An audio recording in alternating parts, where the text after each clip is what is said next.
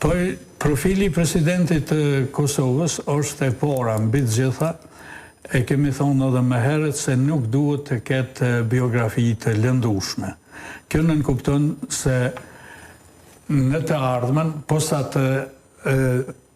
proklamohet emri i tij, të zbulohet emri i tij, sigurisht është në natyrën e mediave dhe të opinionit publik që të gërmojnë biografinë e presidentit ri, që aty të mos zinen veprime nga jeta e tij që e lëndojnë biografinë e tij dhe pozicionin e tij si president. Kuptohet që mbi të gjitha ai duhet të jetë një njeri me integritet plot, me integritet moral, duhet të ketë aftësitë intelektuale për të zotëruar atë vend, duhet të ketë ndjenjën të patriotizmit kushtetues, duhet të ketë edhe të patriotizmit nacional, duhet të jetë njeri që gjatë jetës tij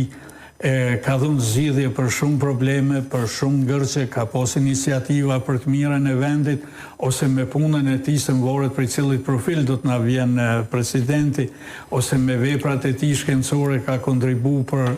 zbordhjen e historisë kombëtare të letërsisë gjuhës tonë, mirë po që veprimtaria e tij ka shkuar në të mirë të kombit dhe të idesë tonë të përgjithshme kombëtare për krijimin e shtetit Kosovës, për forcimin e shtetit Kosovës. Çka nuk kuptoni me patriotizëm kushtetues, pra?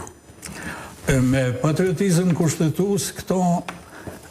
këtë terminologji e përdor më shumë pas shpalljes të pavarësisë e këndej. Sepse kur Kosova është shtet dhe është shtet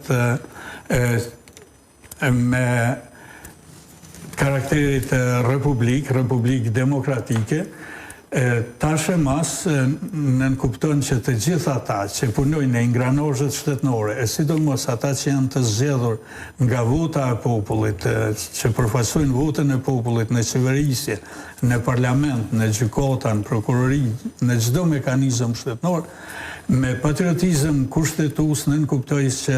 ata mbi të gjitha duhet të shohin interesin e ligjeve, që ligji të jetë mbi të gjitha, kërkush të mos jetë mbi ligjin dhe veprimet të jenë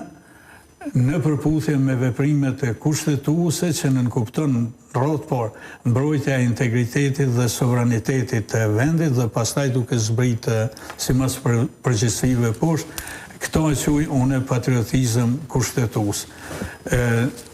Ky është ai patriotizëm që i duhet sot